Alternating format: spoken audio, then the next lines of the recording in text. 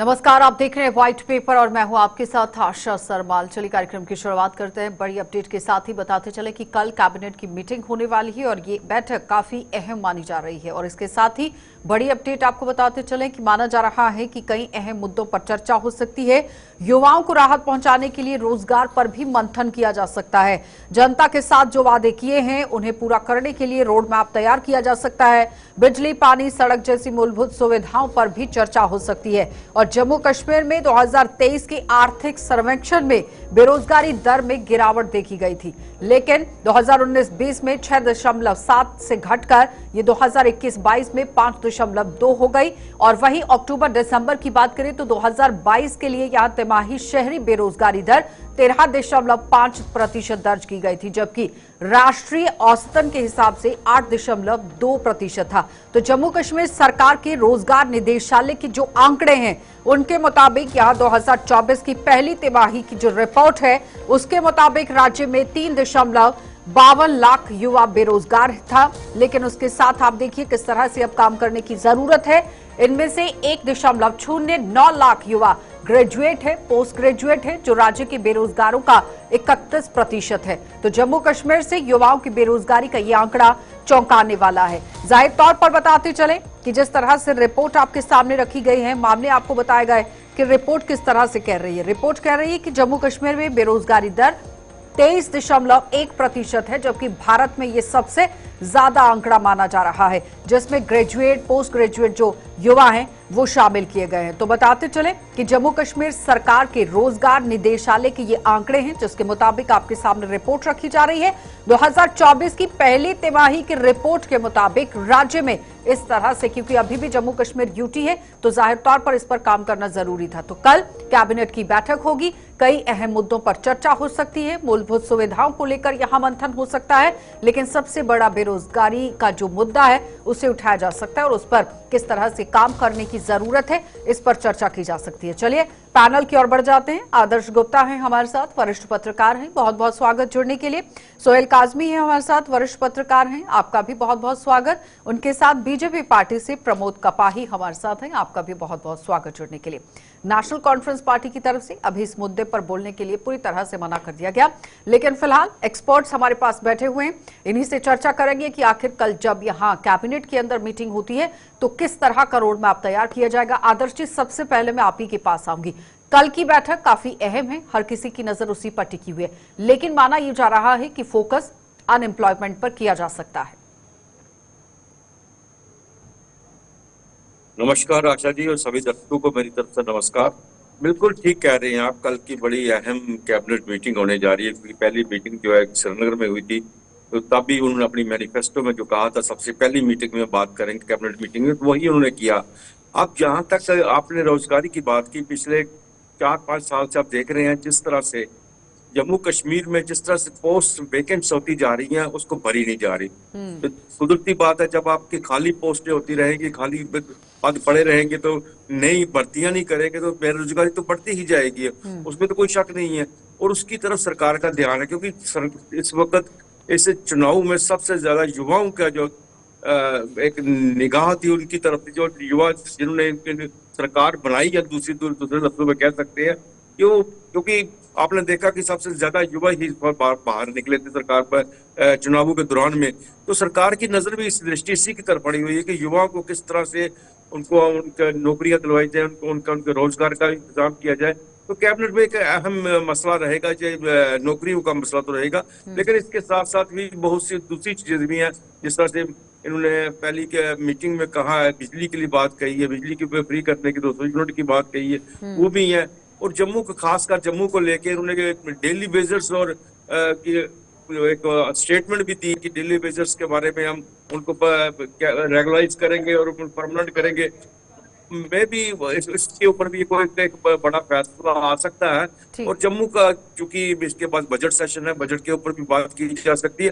बहुत से अहम मुद्दे हैं जो जम्मू को लेकर, जम्मू कश्मीर को लेकर कल की जो कैबिनेट है उससे हम एक्सपेक्ट कर रहे हैं होना और उसमें अहम मुद्दे चुनना। सोहेल जी, बहुत बड़ी बात है, क्योंकि रिक्त पद जो पड़े हुए हैं उन्हें भी भरना है, डेली वेजर्स जो लगाए गए हैं उन्हें भी लगाने की, परमानेंट करने की बात हुई थी। तो कुल मिलाकर अब यहाँ पर जो बेरोजगारी दर है, जिस तरह से हम देख रहे हैं, ज्यादा तौर पर कुछ डाटा मैंने भी आपके सामने यहाँ पर साझा करने की कोशिश की, जो कि बेरोजगारी दर में काफी गिरावट दर्ज करा रहा था।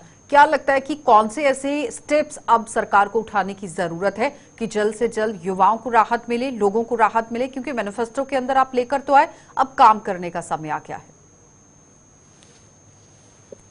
बिल्कुल आशा जी, उमर अब्दुल्ला जो है बड़ा मैच्योर और बड़े मैच्योरिटी से और बड़े फूक फूक के एडमिनिस्ट्रेटिव स्किल्स पे आगे चल रहे हैं। और ये नहीं कि उनके मैनिफेस्टो में था, अगर आप क्लोजली वॉच करें कि during the whole president rule in Jammu and Kashmir कितनी रिक्रूटमेंट हुई जो रद्द कर दी गई। उससे पहले जब रिक्रूटमेंट ड्राइव शुरू की, पीएससी और हमारा एसएसआरबी वो काफी देर डिफंक्ड रहा। ये जो जॉब अपॉर्चुनिटीज थी वो नोटिफाई नहीं की गई, 1-2 साल तो वो वेस्ट हो गया, कोविड के 2 साल वेस्ट हो गए। कुल मिला के उसका जो असर है वो टोटल जो है, ये नहीं कि हर इंसान को कोई सरकार गवर्नमेंट मुलाजमत दे सकती है, लेकिन जो हमारे पास वैकेंसीज हैं जिसका हमेशा आप जिक्र करती हैं, या उमर अब्दुल्ला के मैनिफेस्टो में, नेशनल कॉन्फ्रेंस के मैनिफेस्टो में था 1 लाख नौकरियां, तकरीबन मुझे लगता है 50-60 हजार नौकरियां तो ऐसी हैं जो वेकेंट है, जो वीआरएस ले चुके हैं, जो रिटायर हो चुके हैं, जो रिटायर होने वाले हैं, अभी दिसंबर में हो जाएंगे। तो ये वो चीजें जो रूटीन में SSRB public service commission recruitment drive निकालती रहती रही, लेकिन बदकिस्मती से वो नहीं हुआ। तो कुल मिला के अगर उस पर कोई चर्चा कल होती है कैबिनेट में, तो मुझे लगता है हमारे यूथ को काफी उसमें राहत मिलेगी, और जो बच्चे बिल्कुल at the verge of over age होने वाले हैं वो भी उसमें अपना जो अपॉइंटमेंट है वो कर सकते हैं। जी, सबसे बड़ा मुद्दा इस बार यही बना हुआ है क्योंकि पिछले 10 सालों से कोई रिक्रूटमेंट नहीं हुई है। और मैं आपको बताऊं, उमर अब्दुल्ला जानते हैं जो बेसिक प्रॉब्लम्स हैं उसको किस तरह से एड्रेस करना है, and he is seriously monitoring those problems. ठीक है, लेकिन सोहेल जी, जिस तरह से बड़ा मुद्दा आपने खुद भी कहा कि अब ओवर एज को लेकर बन गया है, क्योंकि पिछले 10 सालों से कितनी भर्ती प्रक्रियाएं जम्मू कश्मीर के अंदर हुई हैं। 10 साल पहले जो युवा 25 साल का था वो आज 35 साल का हो गया है, तो वो किस तरह से अपने फॉर्म फिल करेगा? क्योंकि आजकल ऑनलाइन है, जैसे ही आपकी एज उसके अंदर डाली जाती है तो वो आपका फॉर्म नहीं लेता है। लेकिन ऐसे युवाओं को राहत देने के लिए क्या लगता है कि कदम उठाने की जरूरत है? कैबिनेट के अंदर भी इस पर मंथन होना चाहिए कि उन बच्चों को राहत किस तरह से दी जाए। बिल्कुल आशा जी, आप ठीक कहती हैं, लेकिन उसकी भी एक लिमिट है। अभी 1-2 परसों जो नोटिफिकेशन निकाली है 30 से 35 जिसमें एज रिलैक्स की है शायद किसी रिक्रूटमेंट ड्राइव में, मुझे लगता है उसकी एक लिमिट है। अब आप 10 साल 12 साल एज रिलैक्सेशन नहीं कर सकते, लेकिन 2-3 साल आप फ्लेक्सिबल रहते हैं। एज पर द आइन होता है, रिक्रूटमेंट का भी एक अपना आइन होता है, उसका भी एक नजरिया होता है, तरीकाकार होता है। तो मुझे लगता है उस पर कंसिडरेशन होगा, उस पर बातचीत जरूर होगी, और ही इज वेरी फ्लेक्सिबल। जब वो एक सहमति बनती है तो मुझे लगता है उस पर जरूर ये कोई ना कोई कार्रवाई करेंगे, क्योंकि बच्चों का कोई कसूर नहीं है। जहां तक डेली वेजेस का ताल्लुक है, 40, 50, 60 हजार जो डेली वेजर्स हैं, जो वो भी कुछ लोग ऐसे हैं आशा जी जो रिटायर होने जा रहे हैं, उसमें किसी की कोई किस सरकार ने लगाया, कब लगाया, कैसे लगाया, तो होना तो ये चाहिए था कि वो संभावित तौर पे लग जाते जब यहाँ कोविड था, हम भी बात करते थे सबसे। लेकिन चलिए अगर उनको भी रिहैबिलिटेट किया जाए तो अच्छी बात है। प्रमोद जी, स्ट्रॉन्ग ऑपोजिशन के तौर पर Bharatiya Janata party vote share के हिसाब से सबसे बड़ी पार्टी बनकर आई, सीट के हिसाब से स्ट्रॉन्ग ऑपोजिशन के तौर पर बीजेपी को देखा जा रहा है। कैबिनेट की अहम बैठक होगी, वहां पर किन किन मुद्दों को लेकर चर्चा होगी, लेकिन किस तरह का रोड मैप और स्ट्रैटेजी आप लोगों की तरफ से भी बनाई गई है? देखिए, बहुत अच्छी बात है, कैबिनेट की पहली बैठक होनी है, और इस बैठक में मैं यही कहूँगा कि जो अहम मुद्दे हैं, चाहे वो डेवलपमेंट का मुद्दा हो, अनएम्प्लॉयमेंट का हो, नए प्रोजेक्ट लाने का हो, आम यूथ को है वो कहीं ना कहीं एडजस्ट करने का हो। और खासकर मेरे भाई सोहेल जी ने कहा कि अनएम्प्लॉयमेंट के साथ साथ जब डिपार्टमेंट्स में लोग रिटायर हो रहे हैं और नई भर्ती नहीं हो रही है, वो एक बहुत बड़ा मुद्दा है। मैं बेसिक बात बताता हूँ आपको, जम्मू म्युनिसिपल कॉर्पोरेशन हो या कश्मीर म्युनिसिपल कॉर्पोरेशन, ये बेसिक होता है। चाहे वो सफाई कर्मचारी की बात हो, चाहे वहाँ सुपरवाइजर की बात हो, चाहे वहाँ सैनिटरी इंस्पेक्टर की बात हो, चाहे किसी और वहाँ के जो एम्प्लॉइज उनकी बात हो। मुझे लगता है 30 साल से वहाँ कोई भी नई रिक्रूटमेंट नहीं हुई है, पुराने जो हैं वो रिटायर हो रहे हैं। आज हालात ये है कि इन ऑर्गेनाइजेशन में बिल्कुल ही एक एक एरिया जो है, एक एक सुपरवाइजर का जो इंचार्ज है उसको 10-10 एरिया दिए गए हैं और वो काम करना वाकई ही बहुत मुश्किल है। और इस कैबिनेट में ये डिसीजन जरूर होने चाहिए कि नई भर्ती हो, नए लोगों को नौकरी भी मिले, नया यूथ भी आगे आएगा और उसके साथ साथ डेवलपमेंट में भी उसका बहुत बड़ा योगदान होगा, क्योंकि डेवलपमेंट करने के लिए बिल्कुल जो है एम्प्लॉइज की जरूरत होती है, काम करने के लोगों की जरूरत होती है। लेकिन उसके साथ साथ प्रमोद जी, डेवलपमेंट करने के लिए फंड्स की भी जरूरत होती है जो सेंटर से लेकर आना है, तो एक तालमेल बनाने की जरूरत थी जिस पर उमर अब्दुल्ला ने काम किया। वो देखो, एक बात तो सही है कि किसी भी सरकार को, स्टेट की सरकार को चलाने के लिए उसको सेंटर के साथ तालमेल बनाना बहुत ही जरूरी है। मैंने पहले भी 1-2 डिबेट में ये कहा है कि स्टेट्स और सेंटर का बाप बेटे का रिश्ता होता है, लेकिन उस रिश्ते को अहम समझ के उसे निभाना पड़ता है। अगर उसमें दरारें पड़ जाएं या आपस में तकरार बन जाए तो मुझे लगता है नुकसान होगा किसी को, स्टेट को नुकसान होगा, लोगों का नुकसान होगा, आम जनता का। इसलिए मुझे लगता है कि जैसे सुहेल जी ने बताया कि उमर साहब एक मांझे हुए नेता हैं और दूसरी तीसरी बार ये मुख्यमंत्री भी बने हैं और वो समझते हैं इस बात को कि तकरार से बात नहीं बनने वाली, प्यार से और सेंटर के साथ तालमेल बना के ही बात बनेगी। अगर ये तालमेल बना के चलते हैं तो सेंटर हमेशा हर स्टेट की मदद करता है और खासकर जम्मू कश्मीर के लिए मोदी जी ने हमेशा दिल खोल के मदद भी की है, पैसा भी दिया और जम्मू कश्मीर के डेवलपमेंट के लिए, जम्मू कश्मीर की एकता के लिए, सेंटर के साथ तालमेल बनाकर और सहमति के साथ काम करना पड़ता है। लेकिन जिस तरह फंड्स की बात हो रही है, पहले आपने देखा जब हमारे साथ नेशनल कॉन्फ्रेंस के प्रवक्ता बैठे थे, उन्होंने कहा था कि फंड्स को लेकर कोई कमी नहीं आएगी क्योंकि सेंटर गवर्नमेंट की तरफ से ये स्टेट का पैसा होता है और उसे वापस करना होता है। फंड्स को लेकर डेवलपमेंट का ये पैसा होता है, ये रोका नहीं जा सकता। लेकिन वो कह रहे हैं कि तालमेल की कमी नहीं होनी चाहिए, अगर तालमेल की कमी होती है तो फिर परेशानी आ सकती है। लेकिन आपको लगता है कि इस बार कुछ ऐसा होने वाला है? क्योंकि जिस तरह से Omar Abdullah back to back Delhi गए, उन्होंने मंत्रियों के साथ बैठकें की। नहीं आशा जी, ऐसा नहीं लग रहा क्योंकि शुरुआत बड़ी अच्छी हुई है, बड़ी अच्छी हुई है। जिस तरह से वो दिल्ली गए हैं, सभी से उनकी मुलाकात हुई है और हर तरफ से उनको पॉजिटिव रिस्पांस भी मिला है। लेकिन एक बात इसमें है कि ये जब हम डेवलपमेंट की बात करते हैं, डेवलपमेंट के नाम पे अगर हम रोड्स के और जो प्रोजेक्ट की बात करते हैं तो मुझे लगता है कि इमीडिएट जो है वो हमें इसकी नहीं जरूरत है। ऑलरेडी 10 साल में यहाँ पे डेवलपमेंट हुई है, ये मानना पड़ेगा हमको। प्रोजेक्ट्स भी आए हैं, काफी प्रोजेक्ट्स भी आए हैं, इस बात को भी मानना पड़ेगा। लेकिन कपाई साहब ने खुद माना है जिस बात के लिए कि वो पिछले 10 साल से यहाँ पे जो एम्प्लॉयमेंट है वो नहीं हो, जो रिटायरमेंट हो रही है, उनकी एज ओवर एज वो लड़के हो रहे हैं क्योंकि उनको नौकरी नहीं मिली, इनके सारे डिपार्टमेंट खाली पड़े हुए हैं। तब सबसे ज्यादा इम्पोर्टेंट जरूरी यही चीजें हैं कि एम्प्लॉयमेंट जो है बहुत जरूरी है। युवा बहुत परेशान है इस वक्त ना, उनको जम्मू कश्मीर में आप देख रहे हैं, कोई अगर कहें कि प्राइवेटाइजेशन में जाए तो यहाँ पे क्या चांसेस है, कुछ भी नहीं है। कोई इंडस्ट्री, बड़ी इंडस्ट्री नहीं है यहाँ पे जाएंगे, कोई अपना प्रोजेक्ट लेके नहीं जा सकते, कुछ है ही नहीं है यहाँ पे। इसलिए अधिकतर लोग जो है, बच्चे जो है बेंगलोर में आपको देखेंगे, दिल्ली में, हरियाणा में, गुड़गांव में चले जाएंगे, वहां चले जाएंगे, हर जगह पर बाहर निकले हुए हैं। इसलिए इसके ऊपर सबसे ज्यादा जो सबसे बड़ी जो कैबिनेट को सोचना पड़ेगा वो कैसी एम्प्लॉयमेंट किस तरह से इनको देनी है, इन बच्चों को रोजगार किस तरह से लगाना है। डेवलपमेंट तो होती रहती है, डेवलपमेंट हर वक्त होती है। जी जी, पूरी कीजिए बात अपनी आदर्श जी। मैंने वही कह रहा हूँ, डेवलपमेंट जो है वो कभी रुकी नहीं है, रोड्स बनते रहते हैं, लेक बनती रहती है, प्रोजेक्ट होते रहते हैं। लेकिन ये सबसे इम्पोर्टेंट है, आम जिंदगी जो है जिसने जीनी है उसको महंगाई कम होनी चाहिए, उसके अपने जीने के लिए उसकी जो रूटीन की जरूरत है वो पूरी होनी चाहिए। उसके लिए सबसे बड़ी जरूरी चीज है एम्प्लॉयमेंट। बाकी रही बात आपने कहा केंद्र के साथ इनके रिश्ते बहुत अच्छे रहेंगे।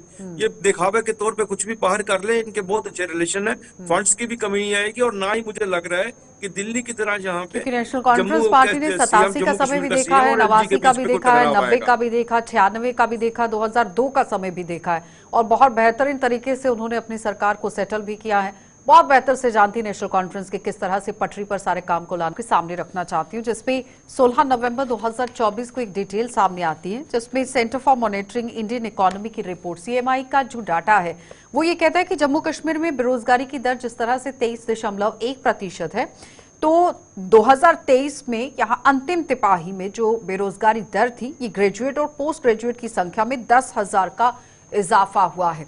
अब सवाल यहाँ पर ये बनता है कि जम्मू कश्मीर का सबसे बड़ा मुद्दा है क्या? हर घर के अंदर नौकरी होनी चाहिए, उन्हें वो पैसा मिले कि वो सरवाइव किस तरह से कर सके। लेकिन सरकार ने जिस तरह से दावा किया कि 53,000 करोड़ रुपए का निवेश जम्मू कश्मीर के अंदर किया गया है, क्या वाकई में उसका फायदा वहां पर एम्प्लॉयमेंट जनरेट हुआ कि नहीं? क्योंकि अब अगर वो कंपनीज चल रही हैं, फैक्ट्रीज चल रही हैं, उन्हें आगे बढ़ाने की जरूरत है, लेकिन सबसे पहले लोगों को राहत पहुंचाने की जरूरत है। सोहेल जी। आशा जी, दो तीन बातें हैं। जब ऑनरेबल प्राइम मिनिस्टर या मरकज से कोई भी सेंट्रल मिनिस्टर यहाँ आते हैं या कोई अनाउंसमेंट होती है 1200 करोड़ 1500 करोड़, इसका मतलब ये नहीं होता कि 1500 करोड़ आया और उसी साल इंप्लीमेंट हो गया, लग गया जमीनी हकायक पे जम्मू कश्मीर में और उसने अपने डिविडेंड्स पे करना शुरू कर दिए जम्मू कश्मीर को। ऐसे बहुत से प्रोजेक्ट्स हैं।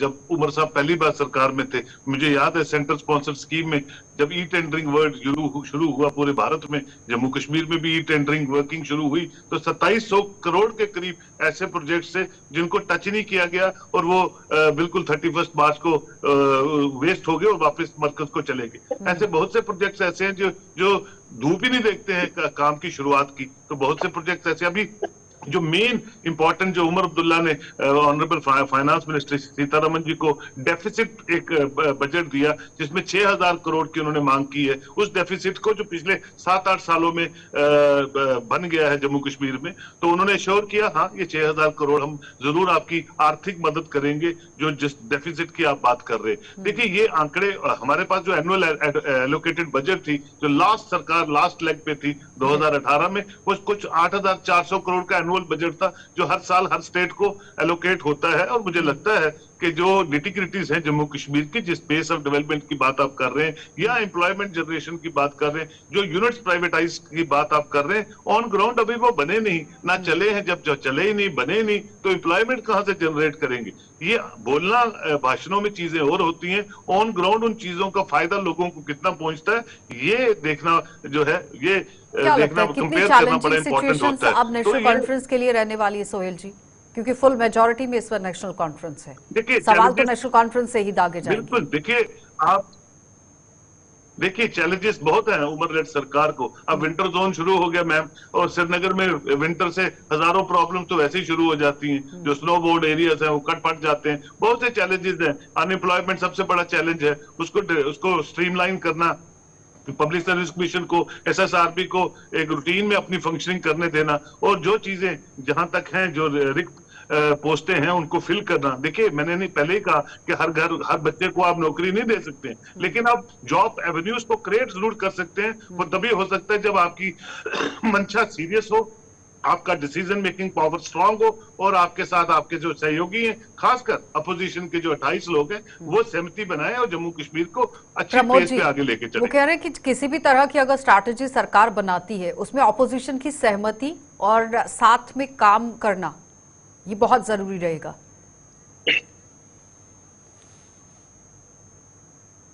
जी बिल्कुल, ये बात तो है ही है कि अगर सही ढंग से सरकार काम करती है तो अपोजिशन हमेशा साथ देती है। मुझे लगता है कि आप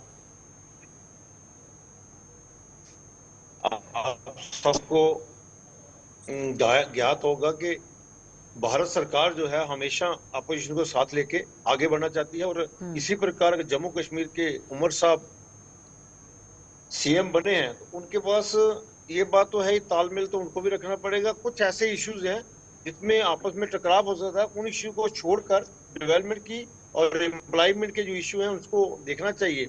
और एम्प्लॉयमेंट के लिए सीधी बात है कि एम्प्लॉयमेंट के लिए कहीं ना कोई सिस्टम बनाना पड़ेगा। एलोकेशन का जो सिस्टम है वो देखना पड़ेगा। सेंटर पैसा भेजेगा, उस पैसे को किस प्रकार यूटिलाइज करना है, कैसे वो पैसा लगना चाहिए। और हमेशा यही होता है कि स्टेट की सरकार है, खासकर जम्मू की सरकार का पैसा जो है वो वापस चला जाता है, यूटिलाइज नहीं होता। उसके लिए इनको प्रोजेक्ट जो है बनाने पड़ेंगे।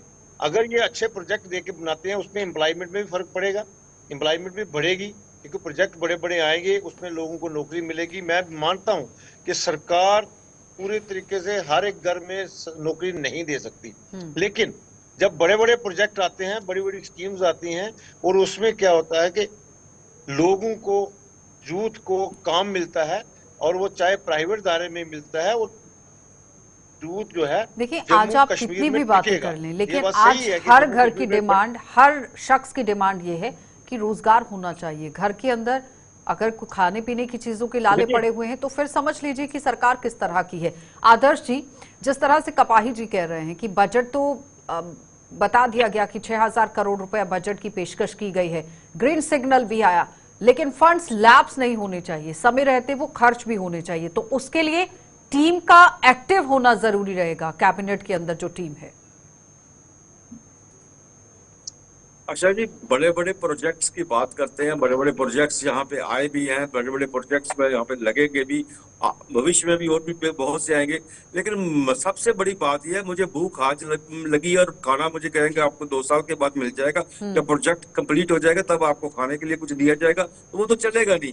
इस वक्त आपके जम्मू कश्मीर के अंदर, जब खासकर जम्मू की हम बात करें, कितने एक्सिस्टिंग यूनिट हैं जो बंद पड़े हुए हैं, उन्हें जो एम्प्लॉयमेंट जनरेट कर सकते हैं उनको क्यों नहीं रिवाइव किया जाता, उनको क्यों नहीं उनकी हेल्प की जाती। आज नए यूनिट लगाने की बात करते हैं, नए प्रोजेक्ट चलाने की बात करते हैं। नए प्रोजेक्ट कौन से नए प्रोजेक्ट नहीं आए हैं, बहुत बड़े प्रोजेक्ट आए हैं। यही इन्हीं पे के ऊपर भारतीय जनता पार्टी चुनाव जीता है।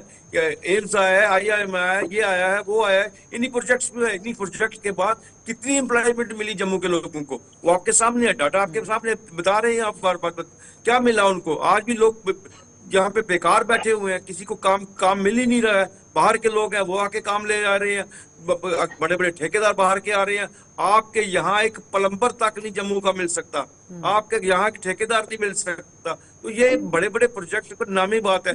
यहाँ के लोकल जो यूनिट है उनको रिवाइव करना चाहिए, उनको दोबारा काम में लाना चाहिए, ताकि वो छोटे छोटे प्रोजेक्ट जो है उन्हीं के ऊपर वो काम करें। प्रायोरिटी पे बात आ जाती है, लोकल प्रायोरिटी पे। सोहेल जी, जिस तरह से दावा किया गया था 2 साल का वेट नेशनल नहीं कर कॉन्फ्रेंस की सकता। तरफ से भी कि प्रायोरिटी को लोकल को दी जाएगी, क्योंकि महबूबा मुफ्ती ने भी ये मुद्दा उठाया था कि सबसे पहले अगर मेरी सरकार बनती है, फिलहाल 3 पर वो सिमट गई, लेकिन उन्होंने एक बात जरूर रखी थी मैनिफेस्टो के अंदर, उन्होंने कहा प्रायोरिटी जो है वो लोकल्स को मिलनी चाहिए। सुरेंद्र चौधरी भी जॉब सिक्योरिटी, लैंड सिक्योरिटी को लेकर बात कर रहे हैं, लोकल प्रायोरिटी को लेकर बात कर रहे हैं। आपको लगता है कैबिनेट के अंदर इस पर भी मंथन होना चाहिए कि लाभ किन किन लोगों को मिलना चाहिए और किस तरह से? 100% होगा। मैंने आपसे पहले ही कहा कि Omar is a very serious chief minister और मैच्योर चीफ मिनिस्टर, और उनकी जो उनका मुद्दा है, जो उनका पॉइंट ऑफ व्यू है, वो यही है कि जो भी देखिए रेजोल्यूशन जो पास किया वो क्या है, आज वो जो स्पेशल स्टेटस है वो क्या है, that indicates job security, land security, और दैट इंडिकेट्स कि इस पे काम होगा, और कल कैबिनेट में भी इस पे जरूर चर्चा होगी, और वही बिल जो है वो आगे चलेगा कि अपने लोगों को अपनी नौकरियां मिलनी चाहिए, अपने लोगों की जमीनें का तहफ्फुज़ जो है वो मेंटेन रहना चाहिए। और यही फोकस है नेशनल कॉन्फ्रेंस का भी और उनके मैनिफेस्टो का भी और गवर्नेंस का भी, और गुड गवर्नेंस में ये चीजें ठीक है। लेकिन कल जब मीटिंग होती है वो तो सामने आ ही जाएगा। प्रमोद जी, एक कमेंट कीजिएगा प्लीज। देखिए, जैसे आदर्श जी ने कहा, मैं मानता हूं, लेकिन मुझे बताएं, ये कहते हैं जी नौकरियां नहीं मिली। अगर IIM आया, IIT आया, एम्स आया, मेडिकल कॉलेज आया और झील का काम लगा हुआ है, इसमें लेबर का काम किसने किया? लोकल लोगों ने किया। यहाँ प्लम्बर का काम लोकल लोगों ने किया। अब प्लम्बर नहीं यहाँ से मिलेगा तभी बाहर से आएगा। अब ये छोटा काम है, सारा इनको मिले। यहाँ के जो छोटे काम है, मैनेज करने का काम है, जहाँ सबलेट काम किया गया, लोकल लोगों को काम दिया गया, तभी जो है जहाँ पे डेवलपमेंट भी हुई है और एम्प्लॉयमेंट का जो उन्होंने ये भी कहा कि जो पुराने प्रोजेक्ट चल रहे हैं उन्हें गो थ्रू करना चाहिए, उन्हें आगे बढ़ाने की जरूरत है। और बिजली की अगर हम थोड़ी सी मिसाल दे दें तो मोहरा प्रोजेक्ट से शुरू हुआ था, रतले, किरू, पनबन, यहाँ पर हम जो परियोजना है वहां तक पहुंचे, लेकिन उसका लाभ कितना मिला लोगों को, जम्मू कश्मीर को, ये बड़ा सवाल है। तो फिलहाल बहुत बहुत धन्यवाद प्रमोद जी जुड़ने के लिए। सोहेल जी आपका भी धन्यवाद, आदर्श जी आपका भी धन्यवाद। कल कैबिनेट के अंदर मीटिंग होने वाली है, रोजगार को लेकर चर्चा हो सकती है, क्योंकि बेरोजगारी जम्मू कश्मीर के अंदर सबसे बड़ा मुद्दा बना हुआ है। बिजली, पानी, सड़क जैसी मूलभूत सुविधाएं हैं। अब ठंड शुरू हो चुकी है तो कश्मीर घाटी के अंदर लोगों की जो सुविधाएं उन्हें मिलनी चाहिए, उस पर मंथन होने की जरूरत भी है। लेकिन इससे पहले आपने देखा कि एक्शन मोड में आते हुए कश्मीर कश्मीर के लोगों को राहत पहुंचाने की कोशिश की गई, लेकिन आज जम्मू कश्मीर की आवाज ये है कि बेरोजगारी खत्म होनी चाहिए, इस पर काम होना चाहिए, युवाओं को रोजगार मिलना चाहिए, खाली पड़े हुए जो भी पद हैं उन्हें भरने की कोशिश होनी चाहिए। लेकिन जब कैबिनेट के अंदर बैठक होती है तो किन किन मुद्दों पर मंथन किया जाएगा और मुहर किन किन पर लगेगी, ये देखने वाली बात है। आप देखते रहिए कार्यक्रम।